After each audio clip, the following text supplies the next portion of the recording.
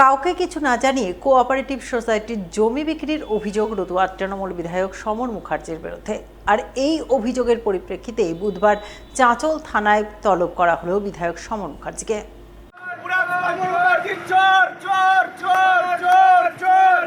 সরকারি জায়গা বিক্রি করেছে, চোর চোর চোর চোর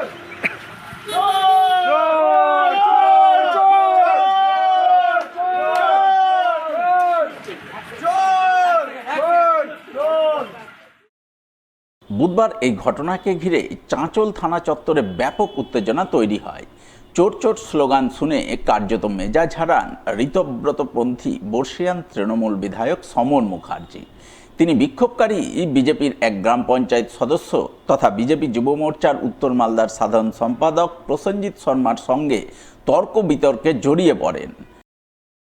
আপনি অবৈধভাবে অনৈতিকভাবে বিক্রি করেছেন, পুলিশকে আমরা অবিলম্বে বলছি ওনাকে অ্যারেস্ট করুন। চাঁচল গ্রাম পঞ্চায়েতের একজন জনপ্রতিনিধি, আমি চাঁচলের গ্রাম পঞ্চায়েতের সদস্য, আমি এমএলএ, আমি গ্রাম পঞ্চায়েতের সদস্য শর্মা। আপনি যারা অবৈধভাবে অনিয়মভাবে বিক্রি করেছেন, সরকারি সম্পত্তি আপনি বিক্রি করতে পারেন না। আপনি বয়োজ্যেষ্ঠ লোক, দীর্ঘদিনের আপনি এমএলএ।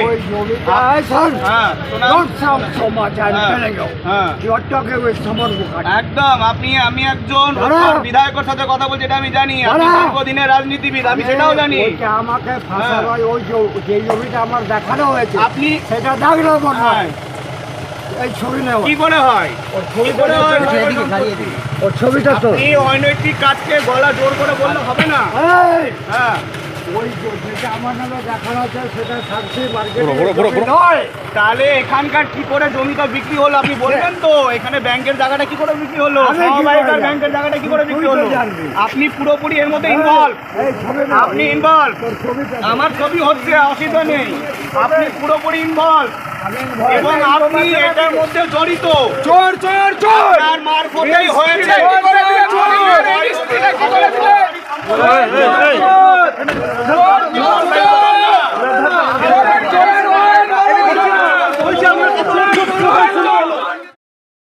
ঘটনায় বিজেপির অভিযোগ, চাঁচলের সিঙ্গিয়া মৌজায় থাকা প্রায় কয়েক কোটি টাকার 13 শতক জমি বিধায়কের ইন্ধনে বেআইনিভাবে বিক্রি করা হয়েছে। সেই সময় বিধায়ক সোসাইটির দায়িত্বে ছিলেন। তৃণমূলের আমলে দাপট দেখিয়ে সেই জমি হড়প করেছেন বিধায়ক, তাই তাকে চোর বলা হয়েছে। ঘটনায় বিজেপির উত্তর মালদার যুব মোর্চার সাধারণ সম্পাদক প্রসেনজিৎ শর্মা আরও অভিযোগ করে বলেন, বিধায়ক সরকারি জমি অবৈধভাবে বিক্রি করেছেন। রাজ্যে পালাবদল না হলে এইসব দুর্নীতি ঢাকা থাকত। তাই গোটা ঘটনার তদন্ত করে বিধায়ককে গ্রেপ্তারের দাবি জানাচ্ছেন তিনি। চাঁচল কোঅপারেটিভের ব্যাংক রয়েছে এবং কোঅপারেটিভের দীর্ঘদিন উনি জেলা থেকে দায়িত্বে ছিলেন। সেই জায়গা উনি নিজে রেজিস্ট্রি করে সেই জায়গা বিক্রি করেন, সরকারি সম্পত্তি বিক্রি করেন, কোঅপারেটিভের জায়গা বিক্রি করেন। আমরা আজকে দীর্ঘদিন ধরে এই বিষয়টা জানতাম যে একটা সরকারি জমি উনি কীভাবে অবৈধভাবে বিক্রি করেন। আমাদের 4 তারিখের পর সরকার এসেছে এবং এই সরকার আসার পর আমরা জানি যে আমরা এই জায়গাকে আবার প্রশাসনিকভাবে ফিরে পাবো। পুলিশ তৎপরতার সাথে এই জায়গা ইন্টারোগেশন করে কী অবস্থায় রয়েছে এবং কী জায়গা আছে তা মানুষের জন্য আবার ফিরিয়ে দিবে, এই আস্থা রাখছি। পাশাপাশি যিনি অবৈধ কাজ করছেন এবং দেখলেন তো আপনারা সামনের দিকে যে কীভাবে অনৈতিকভাবে উনি অনৈতিক কাজকে নৈতিক বানানোর জন্য গলা জোর করে কথা বলছেন। দীর্ঘদিনে এই মালদা জেলার উনি একজন বরিষ্ঠ রাজনৈতিক নেতা, দীর্ঘদিন ধরে উনি বিধায়ক, রতুয়ার দীর্ঘদিন ধরে উনি জিতে এসেছেন। আজকে দেখুন এই বয়সকালে উনি যেভাবে সরকারি সম্পত্তি আত্মসাৎ করার চেষ্টা করেছেন, তাই আমরা আজকে সকলে মিলে এসে একটু বিক্ষোভ দেখিয়েছি এবং আমরা চাই যাতে সরকারি সম্পত্তি আবার পুনরুদ্ধার হোক, মানুষের জনগণের যা সম্পত্তি তার সাথে আবার ফিরে আসে। যদিও অভিযোগ অস্বীকার করেছেন বিধায়ক সমর মুখার্জি। তার দাবি, তিনি জমি বিক্রির বিষয়ে কিছুই জানেন না। যেটা আমার নামে দেখানো হয়েছে সেটা দাগ নম্বরই ভুল। এটা আমাকে কালিমালিপ্ত করার জন্য এগুলো বলা হয়েছে। কবে নোটিশ করেছিল আপনাকে? কবে নোটিশ পেয়েছেন? আমি কালকে রাত্রে পেয়েছিলাম, আমি এসেছি। কি বললেন? আর ওটা ফলস, মানে যে দাগটা দেখানো হয়েছে, আমি স্পেশাল অফিসার ছিলাম, যে দাগটা দেখানো হয়েছে আমার নামে ফলস রেজিস্ট্রি করানো, সেই দাগটাই ভুল। কনস্পিরেসি নাকি এটা? হ্যাঁ, তোর এই ছেলেটাকে নাম বলছে না, ভয় পাচ্ছে, এই যে বলছে আর কি, বুঝে নাও কী ব্যাপার। আচ্ছা তার জমি কি তাহলে বিক্রি হয়েছে? হ্যাঁ? জমি কি বিক্রি হয়েছে আমি সোসাইটি? জানি না।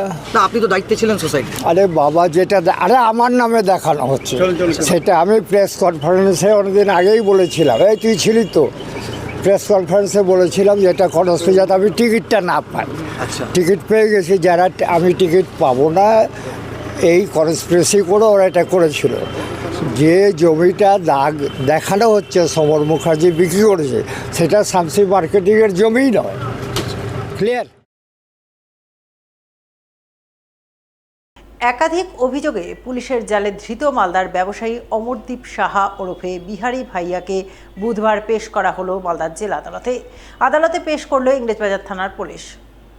একাধিক অভিযোগে পুলিশের জালে ধৃত মালদার ব্যবসায়ী অমরদীপ সাহা ওরফে বিহারি ভাইয়াকে বুধবার পেশ করা হলো মালদার জেলা আদালতে।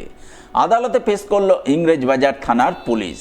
উল্লেখ্য, অমরদীপ সাহা ওরফে বিহারি ভাইয়া মালদা শহরের দক্ষিণ বালুচর এলাকার বাসিন্দা।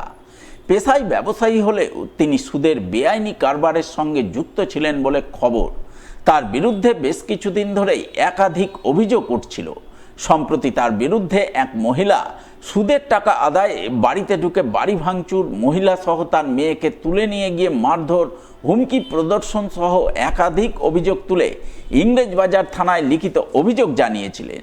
সেই সমস্ত অভিযোগের পরিপ্রেক্ষিতে মঙ্গলবার রাতে ইংরেজবাজার থানার পুলিশ বালুচর এলাকা থেকে অমরদীপ সাহা ওরফে বিহারি ভাইয়াকে গ্রেপ্তার করে বলে খবর।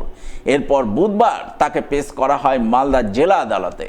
যদিও ধৃত অমরদীপ সাহা দাবি করেন তার বিরুদ্ধে যে সমস্ত অভিযোগ তোলা হচ্ছে তা মিথ্যা, তিনি রাজনীতির শিকার।